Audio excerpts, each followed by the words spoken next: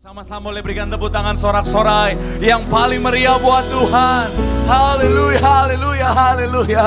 Benar Tuhan, Kaulah harapan dalam kehidupan kami. Selama kami punya Tuhan dalam kehidupan kami, artinya kami tetap akan memiliki pengharapan. Artinya Tuhan, selama kami punya Tuhan, semuanya juga pasti ditambahkan menjadi bagian kehidupan kami. Dan kami boleh menyaksikan Tuhan wujud nyata dari semuanya itu. Adalah kami boleh ada sampai hari ini, boleh berdiri sampai hari ini, boleh beribadah sampai hari ini. Semua karena kebaikan Tuhan, anugerah Tuhan, penyertaan Tuhan yang luar biasa dalam kehidupan kami. Dan kami percaya dengan iman, kalau Tuhan menyertai kami sampai hari ini, artinya sampai akhir hidup kami, sampai masa tua kami, Tuhan akan tetap setia menyertai kehidupan kami. Artinya hidup kami pasti diberkati, pekerjaan kami pasti diberkati, bahkan sampai anak cucu kami semuanya juga pasti diberkati untuk hormat kemuliaan nama Tuhan. Terima kasih Tuhan, terima kasih Tuhan. Bahkan di tempat ini Tuhan juga bersama dengan seluruh jemaat-Mu yang terhubung live streaming Tuhan.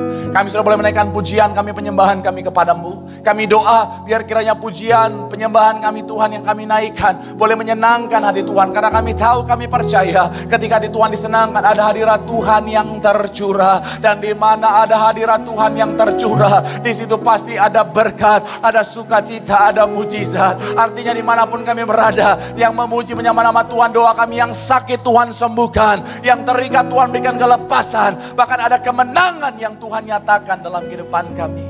Tiba saatnya saat sore malam hari ini, kami siap untuk lebih lagi diberkati melalui kebenaran firman Tuhan.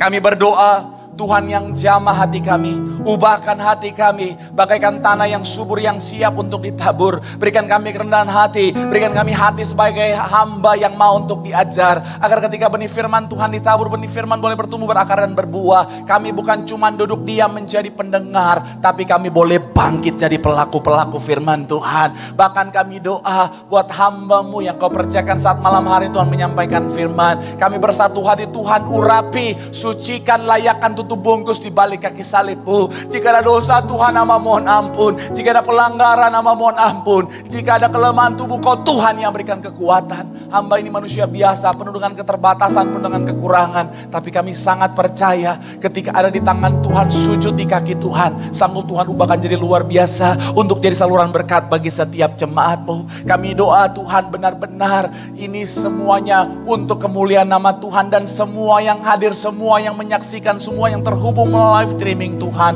tidak ada satupun yang pulang sia-sia, tapi semuanya boleh menerima berkat sukacita Tuhan. Oleh sebab itu kami doa yang disampaikan isi hati Tuhan, isi hati Tuhan pasti memerdekakan, pasti memberkati setiap kami. Berbicaralah, berfirman bagi setiap kami Tuhan, karena kami siap untuk mendengarkannya dalam nama Yesus. Mari yang siap terima berkat Tuhan, isi hati Tuhan, sama-sama dengan sukacita kita katakan amin. Boleh berikan tepuk tangan yang paling meriah buat Tuhan. Haleluya. Silakan duduk saudara. Terima kasih buat worship leader, singer, pemain musik, serta semua yang sudah melayani. Dan dari mimbar ini saya mau sampaikan salam damai sejahtera. Shalom. Sekali lagi shalom. Haleluya, haleluya, haleluya, haleluya. Saya percaya dalam Tuhan ada sukacita, dan di mana ada sukacita pasti ada senyuman di wajahnya. Boleh saat sore malam hari saudara berikan senyuman dulu yang paling manis. Saudara bilang sama kanan kirimu, mari bersukacita dalam Tuhan. Haleluya. Walaupun pakai masker saudara, matanya aja gedein gak apa-apa saudara. Mari bersukacita dalam Tuhan. Haleluya, ya gak apa-apa. Yang penting ada semangatnya gitu saudara. Dan saya senang bisa jumpa saudara. Lantai 3, lantai 4, di lantai 2 juga luar biasa. Yang di rumah juga semangat cari Tuhan. Saya mau bilang saudara, kita semangat cari Tuhan, kita pasti diberkati Tuhan. Sama-sama dengan iman, sama-sama bilang sama saya, aku pasti diberkati Tuhan. Bilang kanan kirimu, siap-siap kamu juga pasti diberkati Tuhan. Yuk tepuk tangan yang paling meriah dulu buat Tuhan. Haleluya. Yuk yang bawa Alkitab, kita mau langsung angkat Alkitab kita. Yang bawa Alkitab juga boleh. Alkifon juga boleh. Yang gak bawa apa-apa, angkat tangan juga boleh saudara. Sama-sama dengan iman percaya, sama-sama kita katakan dalam nama Tuhan Yesus, aku percaya Alkitab ini berisi firman Tuhan.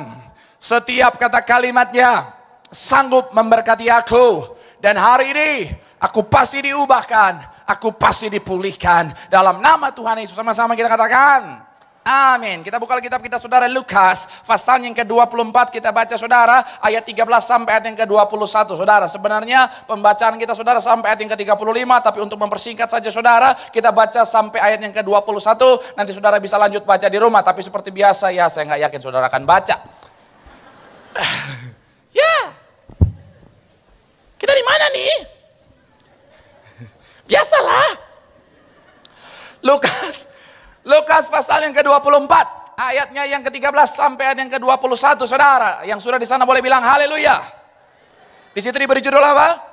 Yesus menampakkan diri di jalan Emmaus. Saya baca 13, saudara, 14 kita gantian. Ayat yang ke-21 kita baca sama-sama. Demikian firman Tuhan ayat 13. Pada hari itu juga 2 orang dari murid-murid Yesus pergi ke sebuah kampung bernama Emmaus yang terletak kira-kira 7 mil jauhnya dari Yerusalem. 14 silakan. Ayat 15, ketika mereka sedang bercakap-cakap dan bertukar pikiran, datanglah Yesus sendiri mendekati mereka, lalu berjalan bersama-sama dengan mereka. 16, ya.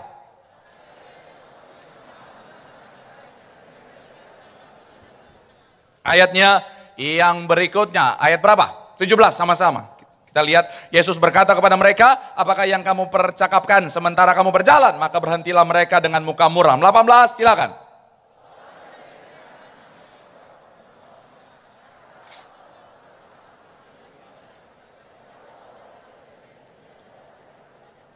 Ayat 19, katanya kepada mereka, apakah itu? Jawab mereka, apa yang terjadi dengan Yesus orang Nazaret? Dia adalah seorang nabi yang berkuasa dalam pekerjaan dan perkataan di hadapan Allah dan di depan seluruh bangsa kami. 20. Ayat 21 sama-sama, 3 iya. Padahal kami dahulu mengharapkan bahwa Dialah yang datang untuk membebaskan bangsa Israel. Tetapi sementara itu telah lewat 3 hari sejak semuanya itu terjadi. Halo, terpuji nama Tuhan. Ini saudara kisah di mana saudara ada 2 orang murid Tuhan Yesus saudara yang sementara berjalan menuju ke Emmaus saudara. Dan tiba-tiba di dalam perjalanan itu saudara Tuhan Yesus menampakkan diri. Tuhan Yesus tiba-tiba gabung berjalan bersama dengan mereka saudara. Tetapi yang sangat menarik saudara adalah mereka tidak mengenali Tuhan Yesus. Coba kita lihat ayat 16 saudara. Ayat 16 boleh munculkan sekali lagi saudara. Kita akan baca sama-sama, boleh munculkan di layar ayatnya yang ke-16. Yuk 3, ya. Tetapi ada sesuatu yang menghalangi mata mereka. Sehingga apa? Mereka tidak dapat mengenal dia. Sekali lagi, tetapi ada sesuatu yang apa? Menghalangi mata mereka. Sehingga mereka tidak dapat mengenal dia. Kalau saudara perhatikan, mereka siapa? Tadi 2 orang ini. Yes, mereka adalah murid Tuhan Yesus. Artinya begini saudara, kurang lebih 3,5 tahun mereka sama-sama dengan Tuhan Yesus. Kurang lebih 3,5 tahun mereka mendengarkan Tuhan Yesus ngomong secara langsung. Kurang lebih 3,5 tahun mereka melihat wajah Tuhan Yesus secara langsung saudara.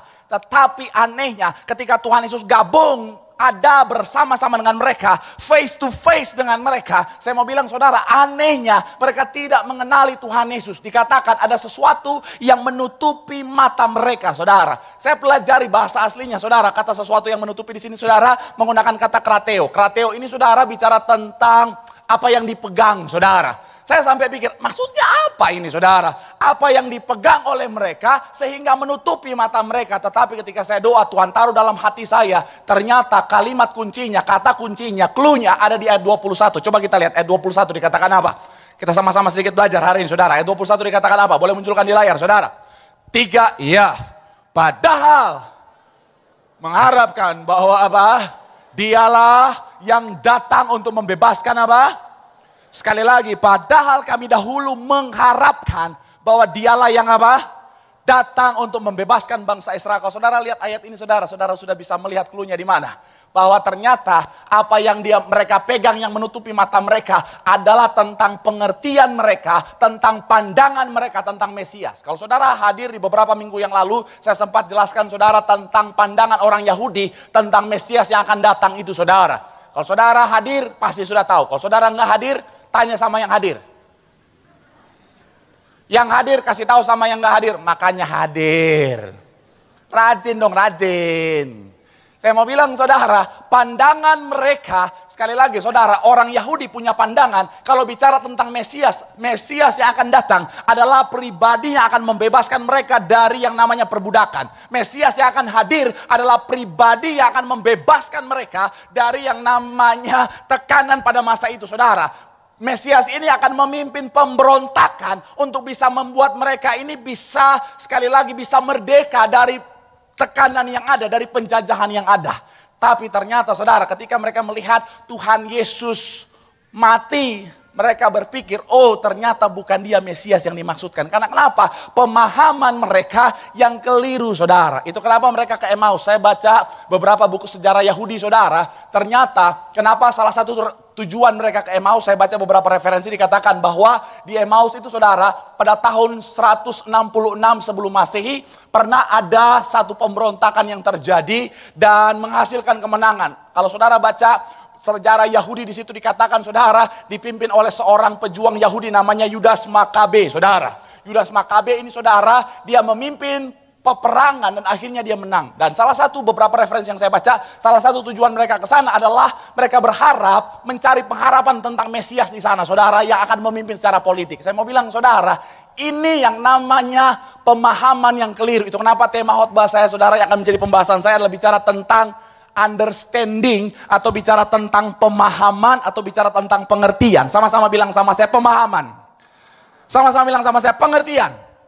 Saya mau bilang saudara, bicara tentang pemahaman ketika ada kekeliruan di dalamnya itu sangat berbahaya. Nggak usah jauh-jauh saudara. Dalam kehidupan kita aja saudara, kalau kita punya pemahaman yang keliru, salah paham antar hubungan manusia aja saudara, bisa bahaya saudara. Betul, contohnya saya buka sedikit ya buat ibu-ibu, buat bapak-bapak ya, saya mau bilang. Ibu-ibu berpikir bahwa suami sangat senang dengerin ibu-ibu curhat. Tapi saya mau bilang, itu salah paham bu. Karena sebenarnya suami stres dengerin ibu-ibu curhat. Ya, saya buka aja ya, banyak suami-suami yang saya layani. Pak Pendeta, saya capek dengerin istri saya ngomong terus. Tapi saya nggak enak. Dia curhat Pak Pendeta dari pagi sampai malam itu Pak Pendeta nggak selesai. Segala macam dia curhat, masalah di kantor, masalah di hubungan PKK-nya, sampai masalah sama tukang sayur, dia cerita Pak Pendeta. Saya mau bilang bu, kau berpikir suamimu senang dengerin curhatanmu. Saya mau bilang bu, enggak, suami udah pusing. Dia berharap kau cepat-cepat tidur. Tuhan tidurlah wanitaku ini, Tuhan tidurlah. Betul, itu kesalahpahaman. Karena kesalahpahaman dalam rumah tangga bikin suami menderita saudara. Apalagi anak muda banyak yang hadir. Saya mau bilang saudara, kesalahpahaman dalam hubungan juga bahaya saudara. Banyak yang salah paham. Perhatian. Pikirnya udah karena suka, ternyata salah paham. Iya, sering ditelepon, sering diajak curhat, diajak ngobrol. Si wanitanya udah kegeeran, oh dia suka banget sama aku ini, oh my God, he love me. Ternyata, akhirnya, tiba-tiba ghosting. Nunggu, kok dia nggak nembak aku? Ternyata, iya aku anggap kamu sebagai sahabat aku. Oh. Tapi biasanya justru kebanyakan pelakunya wanita. Dikit-dikit telepon ajak jalan, dikit-dikit minta dijemput, minta diantar, jemput diantar. Pas cowoknya udah berpikir, oh dia udah suka nih. Pas mau nembak, aku udah anggap kamu seperti abang aku sendiri. Jangan ketawa, bertobat ya. Saya udah capek ngeliat laki-laki banyak yang nangis gara-gara di PHP-in sama wanita. Dia kan nggak nangis sama saudara, nangisnya sama pendeta. Di depan aja. Tapi ketika sama pendeta, bicara tentang pemahaman, pemikiran kita saudara, kalau sampai salah paham bisa bahaya saudara. Dan saya mau bilang saudara, seperti yang saya bilang, dalam keluarga aja kalau ada salah paham bisa bahaya saudara. Memang biasanya yang namanya saling pengertian dalam rumah tangga, biasanya dari pengalaman-pengalaman saya melayani banyak keluarga saudara, itu nanti di atas 5-6 tahun saudara. Saya pernah dengar teman saya ke satu rumah saudara, di mana suami istrinya udah sangat klop banget saudara. Udah sangat saling mengerti, nggak mungkin salah pengertian saudara. Kenapa saya bisa bilang begitu saudara? Kenapa? Karena suaminya ketika teman saya 2 orang datang ke rumahnya, dia minta istrinya bikinin kopi cuman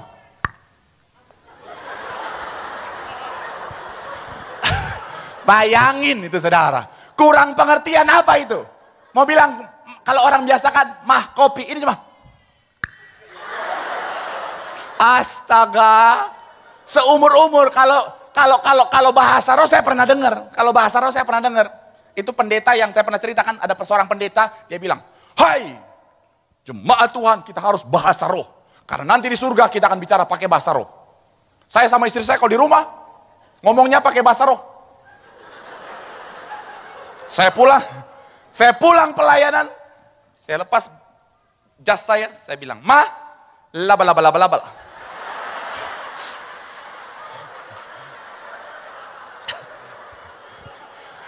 Istri saya langsung masuk dapur, bikin kopi, masak air panas. Papa, sandal lalalalala. Oh Tuhan.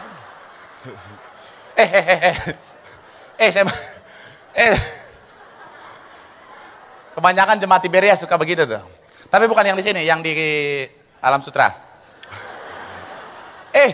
Bicara bahasa roh itu anugerah, men. Kalau kau pengen bahasa roh, minta sama Tuhan. Tapi jangan kalau belum dikasih, ikut-ikutan. Karena belum dikasih biar kelihatan ngeroh, apalagi karena lagi datang ke gereja sama pacar, biar kelihatan, ini ngeroh banget akhirnya. Iya ada kan? Ada kan gitu ya? Ada gitu. Saya kadang-kadang suka ngeliat loh, ada cowok ke gereja, kalau dia sama pacar sama kalau dia sendirian, beda saudara. Kalau dia sama pacar, aduh Tuhan, malaikat aja bisa. Kalau lagi sama pacar, ku pandang wajahmu.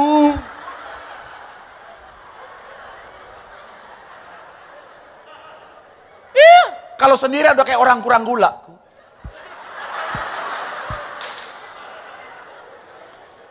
Bahasa roh itu anugerah, minta sama Tuhan, itu karunia. Tapi kalau belum didapat, jangan maksain karena di sebelah, sandal lambat, sandal siapa? Sandal. Raba-raba apa dia? Raba-raba apa? Minta sama Tuhan. Saya mencatat di sini saudara, bicara sampai kelokan ini iPad saya saudara, contekan saya hilang.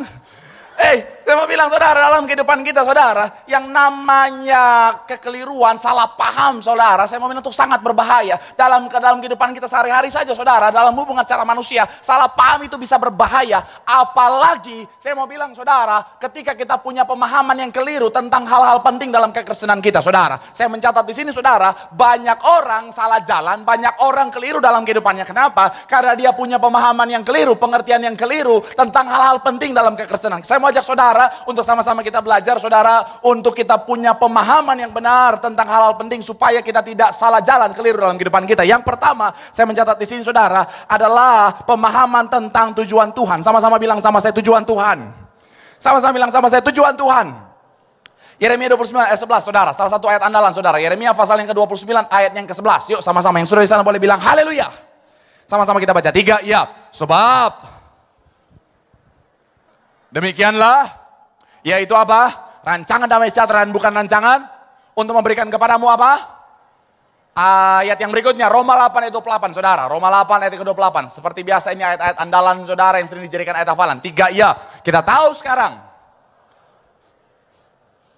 Yang mengasihi dia, yaitu apa? Sesuai dengan apa? Rencana Allah. Yang pertama yang harus kita pahami adalah tentang tujuan Tuhan. Maksudnya begini saudara, kita harus benar-benar tanamkan dalam hati dan pikiran kita bahwa bicara tentang tujuan Tuhan adalah untuk kebaikan saudara dan saya. Amin. Kita harus tanamkan dalam hati dan pikiran kita, tujuan Tuhan adalah yang terbaik buat saudara dan saya. Karena itu memang janji Tuhan. Nah, seringkali saudara dan saya, anak-anak Tuhan, seringkali kita keliru dalam kehidupan kita. Seringkali kita kesasar dalam kehidupan kita. Kenapa? Karena kita kadang-kadang berpikir bahwa rencana kita lah, tujuan kita lah yang jauh lebih baik daripada tujuan Tuhan, saudara. Saya mau bilang, saudara, sehebat apapun engkau, sepintar apapun engkau, seberpengalaman apapun engkau, saya mau bilang, saudara, tujuanmu bisa keliru, saudara. Tapi kalau tujuan yang berasal dari Tuhan, pasti yang terbaik. Amin. Saudara bisa lihat pengalaman gereja ini, saudara. Pada mulanya Bapak Gembala Sidang kita nggak pernah bertujuan untuk jadi seorang hamba Tuhan. Kalau saudara pelajari kesaksian, ada di buku beliau, saudara. Bapak Gembala Sidang kita nggak pernah kepikiran awalnya untuk menjadi seorang pendeta, untuk apalagi menjadi seorang gembala sidang, saudara. Beliau punya kerinduan untuk jadi seorang petapa di gunung, saudara. Untuk cari yang punya kerajaan sorga. Tapi ternyata Tuhan punya tujuan yang jauh lebih besar, saudara. Yaitu apa? Beliau jadi seorang hamba Tuhan, gembala sidang yang luar biasa. Dan saya mau bilang, beliau tempatkan tujuan Tuhan di atas tujuannya. Akhirnya apa? Tuhan pakai pelanannya luar biasa, saudara. Boleh berikan tepuk tangan yang paling meriah dulu buat Tuhan. Amin. Bapak Ibu Gembala sidang kita, saudara, nggak pernah kepikiran mau bangun gereja. Mereka berpikir pada mulanya, saudara, tujuan mereka adalah apa? Membangun yang namanya persekutuan doa biasa saja, saudara. Tetapi ternyata Tuhan punya tujuan yang jauh lebih besar. Akhirnya apa, saudara? Tuhan terus tambah-tambahkan jemaat, bahkan jadi salah satu gereja terbesar di dunia hari-hari ini, saudara. Saya mau bilang, saudara, tujuan Tuhan itu jauh lebih baik daripada tujuan kita, saudara. Kalau saudara sudah lama kenal saya, pasti tahu saya datang ke Jakarta tujuannya mau jadi artis. Iya, memang ini memalukan, tapi saya jujur aja. Saya pikir datang ke Jakarta tujuan saya adalah menjadi artis. Sampai saya doa sama Tuhan, Tuhan, aku pengen jadi artis terkenal. Karena waktu itu saya sudah jadi boyband, tapi skuter. Apa itu skuter, Pak Pendeta? Selebriti kurang terkenal. Jadi saya doa sama Tuhan, Tuhan, aku pengen terkenal seperti Inces hari ini, Tuhan. Kan dia terkenal kan, maju mundur cantik dapat duit, saudara. Oh Tuhan, aku pengen, Tuhan. Akhirnya singkat cerita, saudara, ketika saya lagi doa sama Tuhan, Tuhan taruh dalam hati saya bicara begini. Yang kamu minta, apakah untuk kemuliaanku atau kemuliaanmu? Wow. Di situ saya serasa seperti ditampar, saudara. Saya sadar ternyata tujuan saya selama ini, saudara, adalah untuk mengejar kemuliaan saya secara pribadi, saudara. Akhirnya saya tunduk pada tujuan Tuhan dalam kehidupan saya untuk jadi seorang hamba Tuhan. Dan saya nggak pernah capek untuk bilang sama saudara, jadi seorang hamba Tuhan sampai hari ini adalah pilihan terbaik yang pernah saya ambil dalam hidup saya, saudara. Amin. Saya mau bilang, saudara, jadi seorang hamba Tuhan memang ketika kerja dunia entertain, ya mau bilang enak-enak, saudara. Kenapa? Cuma modal joget-joget. Transfer. Joget, transfer. Goyang-goyang dikit, transfer. Tapi saya mau bilang, saudara, jadi hamba Tuhan, damai sejahteranya jauh lebih luar biasa, saudara. Apalagi, boleh tepuk tangan sekalian. Tolong, jemaat yang Tuhan percayakan saya layani harus kompak. Kalau udah satu tepuk tangan, langsung ikutan, kasihan. Dia udah. Kasihan. Saya mau bilang, saudara, betul, saya jadi hamba Tuhan. Apalagi kalau ngelihat lagi khotbah dari mimbar ini, ngelihat saudara lagi sukacita. Saya mau bilang, saudara, buat saya itu mahal. Apalagi ngelihat jemaat Tuhan ketawa-ketawa. Apalagi kalau ibu-ibu kalau ketawa, saking ketawanya dia pukul suami, wapak. Waduh, saya mau bilang, saudara, ada sukacita yang besar. Saya merasakan aura-aura penderitaan di rumah tangga itu, saudara. Saya mau bilang, saudara, ayo, apapun tujuanmu hari ini, pastikan kau tempatkan tujuan Tuhan di atas tujuanmu. Karena gini, sekali lagi, tujuan kita bisa saja salah, tujuan kita bisa saja keliru. Tapi kalau tujuan Tuhan, pasti yang terbaik mendatangkan damai sejahtera. Boleh berikan tepuk tangan yang paling meriah dulu buat Tuhan. Bilang sama kanan kirimu, tempatkan tujuan Tuhan di atas segalanya. Tepuk tangan yang paling meriah dulu buat Tuhan. Haleluya, haleluya. Yang kedua, saudara, yang kedua adalah pemahaman yang benar tentang cara kerjanya Tuhan. Sama-sama bilang sama saya, cara Tuhan. Sama-sama bilang sama saya, cara Tuhan. Coba kita lihat Alkitab kita, saudara. Yesaya 55 ayat 8-9, saudara. Yesaya pasal yang ke-55 kita baca, saudara, 8-9. Di awalnya bicara tentang rancangan, kemudian bicara tentang jalan, ini bicara tentang cara Tuhan. Yuk, yang sudah di sana boleh bilang haleluya. 3 ya, sebab dan demikianlah seperti apa? 9. Mana? 9 mana? Nggak apa-apa, salah paham. Demikianlah apa? Jalanku dari apa? Jalanmu dan rancanganku dari apa? Rancanganmu. Saya mau bilang, saudara, yang kedua adalah bicara tentang apa? Bicara tentang caranya Tuhan. Ini sesuatu yang sangat penting, saudara. Kenapa? Karena seringkali, saudara, karena kita punya pikiran bahwa Tuhan kita adalah Tuhan yang penuh kasih, bahwa kita punya Tuhan adalah Tuhan yang penuh dengan kebaikannya. Kadang-kadang kita berpikir Tuhan akan mengaplikasikan tujuannya, mengaplikasikan kasihnya dengan cara yang lemah lembut, saudara. Saya mau bilang itu sesuatu yang keliru. Karena kenapa? Tuhan bisa aplikasikan kasihnya dengan cara yang tegas, saudara. Tuhan bisa aplikasikan kasihnya dengan cara yang apa tuh?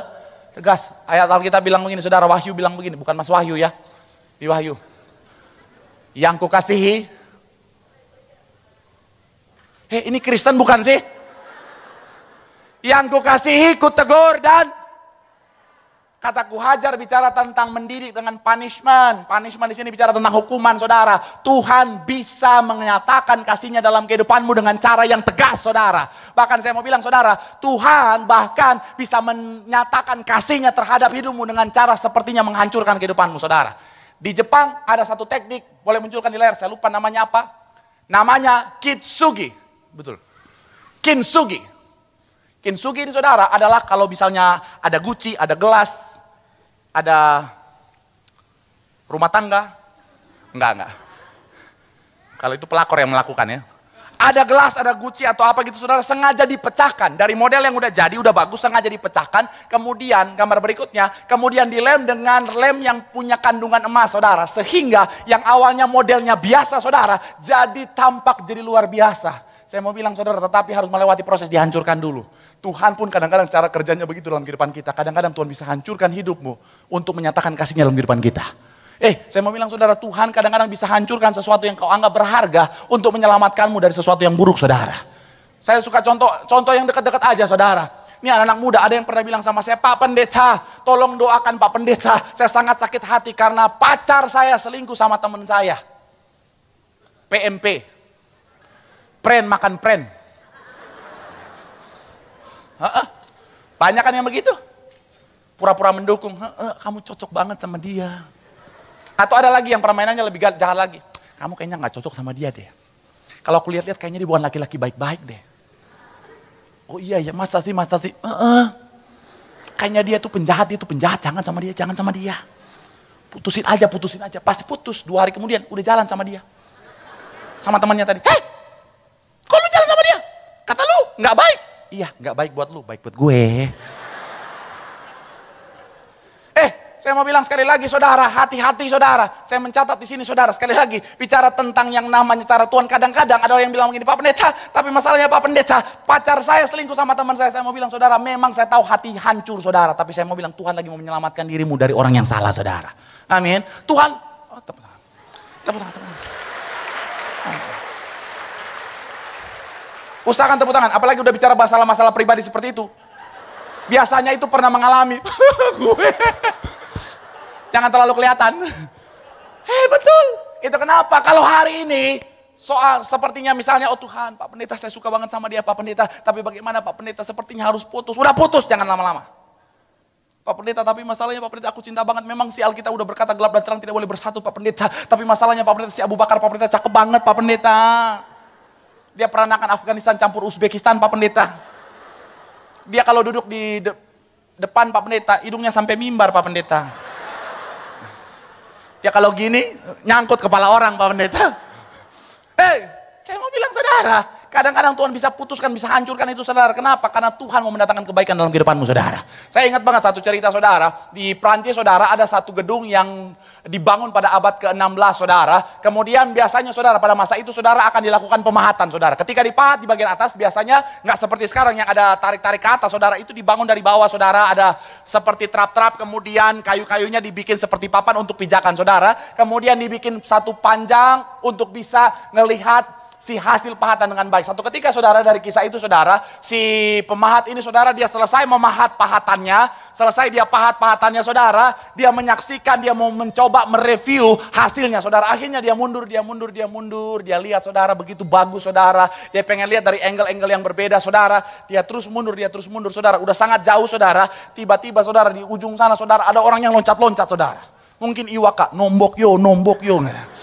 Dia loncat-loncat, saudara. Tapi orang itu berusaha untuk teriak, tapi karena keterbatasannya, saudara, akhirnya, saudara, nggak kedengeran. Akhirnya, mungkin orang iseng kali dicuekin, saudara. Singkat cerita, dia terus menikmati, melihat, saudara, perhatikan terus. Akhirnya orang yang tadi, saudara, akhirnya dia ambil sisa-sisa pahatan yang keras-keras itu, saudara, dilemparkan ke bagian-bagian yang sudah dipahat dengan baik. Akhirnya apa? Banyak yang patah, banyak yang hancur, saudara. Orang yang tadi langsung dia lari, dia bilang, woi lu gila ya. Akhirnya ditonjok, saudara, orangnya. Akhirnya seorang yang ditonjok ini dia bilang begini, aku tadi udah teriak-teriak tapi karena keterbatasan, aku mau bilang kau mundur-mundur terus, udah mau jatuh.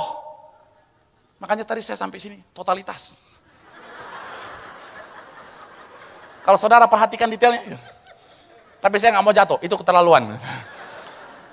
Saya mau teriak-teriak karena udah mau jatuh. Saya mau menyelamatkan kau. Tapi karena kamu gak dengar, akhirnya saya coba menghancurkan. Saya mau bilang kadang-kadang begitu. Tuhan bisa juga sepertinya menghancurkan sesuatu yang kau anggap berharga untuk menyelamatkan hidupmu, saudara.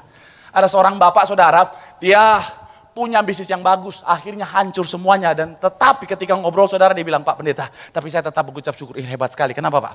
Iya, Pak. Soalnya, Pak, jujur, Pak, waktu saya masih kaya raya, Pak. Waktu bisnis masih bagus banget, Pak. Saya sangat-sangat mudah tolerir terhadap dosa, Pak. Akhirnya, Pak, waktu zaman punya banyak uang, Pak, saya gampang banget jalan-jalan sama teman-teman saya untuk pesta-pesta, Pak. Malam-malam cari perempuan-perempuan yang gak bener, Pak. Tetapi ketika yang namanya saya jatuh, Pak Pendeta, bisnis saya hancur, akhirnya pemulihan rumah tangga terjadi dalam keluarga saya. Dan akhirnya, Pak Pendeta, sekarang Pak Pendeta, bersama istri kami membangun bisnis dan semakin diberkati lagi, Pak Pendeta. Saya mau bilang sekali lagi, kadang-kadang cara Tuhan bisa tegas, bisa keras buat saudara, tapi percayalah untuk mendatangkan kebaikan. Boleh berikan tepuk tangan yang paling meriah. Bilang sama kanan kirimu, cara Tuhan untuk kebaikanmu. Tepuk tangan yang paling meriah buat Tuhan. Yuk kita cepat. Yang terakhir, saudara. Yang terakhir. Sambil saya undang pemain musik pujian, saudara. Yang terakhir, saya mencatat di sini, saudara. Adalah bicara tentang apa? Pemahaman tentang penyertaan Tuhan. Sama-sama bilang sama saya, penyertaan Tuhan. Amin. Ayatnya di mana, Pak Pendeta? Kisah di mana ketika Tuhan menyertai bangsa Israel, saudara. Kalau saudara ingat kisah Tuhan menyertai bangsa Israel dari Mesir ke Tanah Kanaan. Tuhan menyertai mereka. Yes, tapi saya mau bilang, penyertaan Tuhan tidak akhirnya membuat jalan mereka menjadi sangat-sangat gampang, saudara. Ya memang ada tiang awan, memang ada tiang api, memang ada makanan, memang ada air. Tapi saya mau bilang, saudara, mereka harus tetap berjalan berapa lama? 40 tahun di padang gurun itu, saudara. Putar-putar, saudara. Tuhan gak akhirnya menciptakan ini. Ada kereta, silakan, kereta ekspres. Atau nih, naik kereta luncur. No, tetap harus berjalan 40 tahun lamanya. Saya mau bilang, saudara, sekali lagi, perjalanan di padang gurun itu, saudara, itu panasnya bukan main. Kalau saudara orang Bekasi, pernah ke Bekasi, panasnya Bekasi nggak ada apa-apanya. Saya tegap begini, saudara, 1 jam di sana.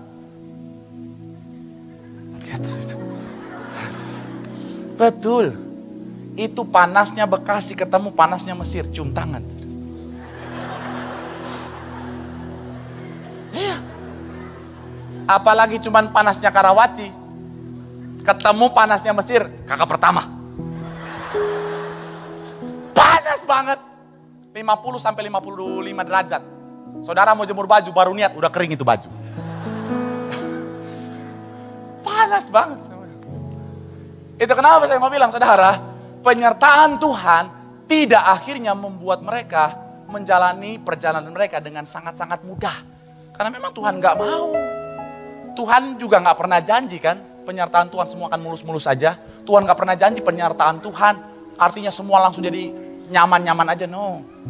Saya mau bilang, saudara, penyertaan Tuhan kadang-kadang Tuhan bisa izinkan masa-masa sukar. Supaya apa? Tujuannya untuk kebaikan saudara dan saya. Saya sudah 1 bulan ini, saudara, akhirnya mulai fitness lagi. Iya, saya sudah 1 bulan ini mulai fitness lagi. Karena kalau saudara perhatikan baju saya, di bagian perut sini, saudara, kancingnya kalau saya nggak tahan napas, dia udah mau teriak, lepaskan aku, Pak Pendeta.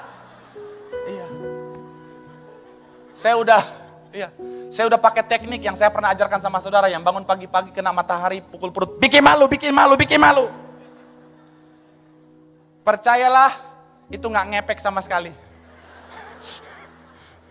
Jadi akhirnya saya fitness. Saya fitness, saudara, supaya nanti kalau badan udah agak berisi kan, saya khotbah, Shalom. Ada sukacita? Tiberias mana suaranya? Oh.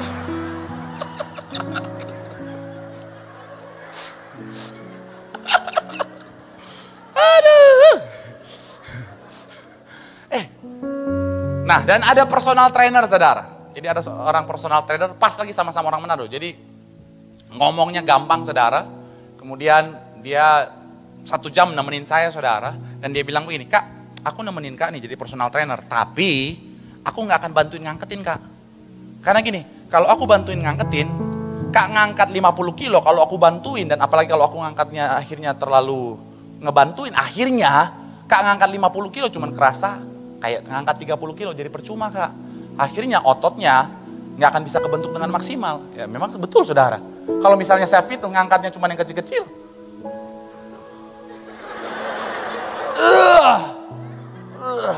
otot apa yang kebentuk itu? Otot jari doang? Buat apa? Cuma buat bilang, sarangeo.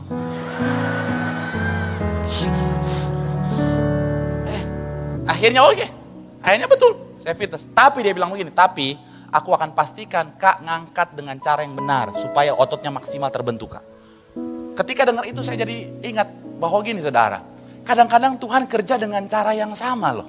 Maksudnya begini, Tuhan menyertai kita, tetapi kadang-kadang Tuhan tidak akhirnya membantu kita secara utuh dalam konteks membuat beban kita jadi ringan loh. Tuhan menyertai kita, yes. Tapi saya mau bilang, Tuhan kadang-kadang gak membuat semuanya jadi ringan. Supaya apa? Supaya kita jadi orang-orang yang bertumbuh. Jadi orang-orang yang bisa kuat. Karena kalau kita mohon maaf ya, dimanjakan, ngangkat yang ringan-ringan terus dalam kehidupan kita, mohon maaf. Tidak ada orang hebat yang dihasilkan dari kenyamanan. Tidak ada orang hebat yang dihasilkan dari sesuatu yang mudah, saudara. Itu kenapa saya mau bilang buat saudara hari ini. Kalau hari ini kau sementara pikul beban berat dalam hidupmu, pahami penyertaan Tuhan. Jangan langsung bilang, oh Tuhan kayaknya meninggalkan aku. Tuhan katanya menyertai aku. Mana? Aku hari ini pikul beban yang berat. Hei, pahami tentang penyertaan Tuhan. Tuhan setia, janji Tuhan, aku sekali-kali tidak akan pernah meninggalkan engkau. Tuhan setia. Tapi Tuhan lagi izinkan kau pikul beban yang berat. Untuk apa? Membentuk otot-otot imanmu. Membentuk daya tahan dalam kehidupanmu. Supaya apa? Iblis di luar sana terus mengalami upgrade, saudara. Apalagi udah mau injury time, iblis terus serang. Terus serang dengan level yang terus meningkat. Kalau saudara ngalamin peningkatan secara daya tahan dalam Tuhan, kau bisa kalah. Itu kenapa Tuhan izinkan. Supaya apa? Kau semakin hari semakin kuat. Supaya apa? Ketika kau semakin hari semakin kuat, kau tidak dikalahkan oleh serangan iblis. Kau tidak dikalahkan oleh keadaan. Justru kau sanggup mengalahkan keadaan. Sehingga apa? Melalui apa yang kau capai, melalui apa yang kau kerjakan, nama Tuhan dipermuliakan. Boleh berikan tepuk tangan yang paling meriah dulu buat Tuhan. Bilang sama kanan kirimu, pahami penyertaan Tuhan. Tepuk tangan yang paling meriah dulu buat Tuhan. Sama-sama teduhkan hati kita di hadapan Tuhan. Mengucap syukur buat kebaikan Tuhan dalam kehidupan setiap kita. Kasih